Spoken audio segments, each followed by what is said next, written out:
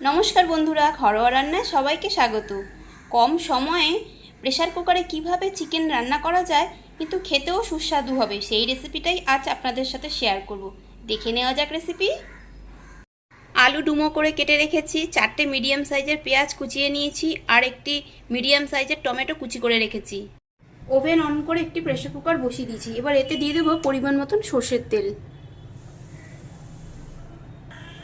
এখানে আমি নিয়েছি 3টে এলাচ, 2টো লবঙ্গ আর দারচিনি, তেজপাতা। তেল গরম হয়ে গেছে, এগুলো ফোড়ন দিয়ে দিলাম।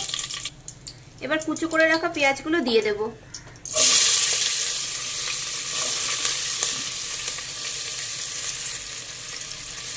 পেঁয়াজটা একটু ভেজে নেব। পেঁয়াজ ভাজা হয়ে গেছে, আর আমি আলু আগের থেকে ভেজে রেখেছিলাম, এগুলো এর মধ্যে দিয়ে দিলাম। টমেটো কুচিটাও দিয়ে দিচ্ছি। দিয়ে দেবো অল্প একটু জল, দিয়ে দেবো জিরে গুঁড়ো। এগুলো সব পরিমাণ মতন দেব।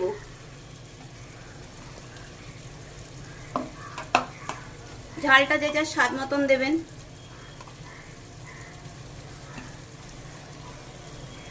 দিয়ে দিলাম হলুদ লঙ্কার গুঁড়ো। কালারের জন্য দেবো কিছুটা কাশ্মীরি লঙ্কার গুঁড়ো।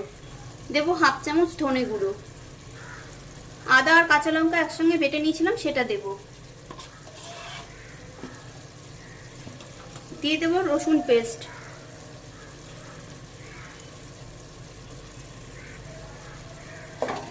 এবার একটু নেড়ে নেব।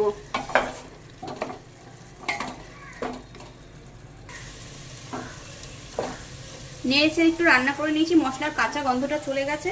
এবার ধুয়ে পরিষ্কার করে রাখা চিকেনটার মধ্যে দিয়ে দেব।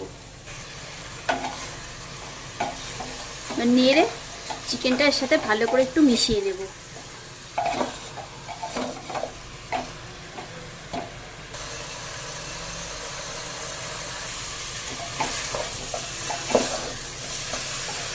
মাংস এখানে নেড়ে ছেড়ে ভালো করে কষিয়ে নিয়েছি। এবার ঝোলের জন্য পরিমাণ মতন জল দিয়ে দেব।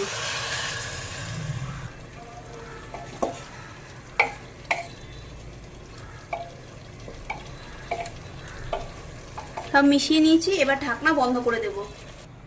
এবার লো টু মিডিয়াম ফ্লেমে রেখে একটি সিটি দিয়ে নেব।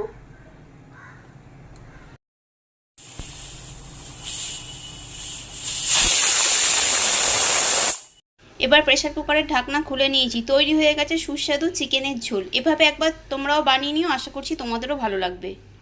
রেসিপি দেখে ভালো লাগলে লাইক ও কমেন্ট করার অনুরোধ রইল। সবাই ভালো থাকবেন।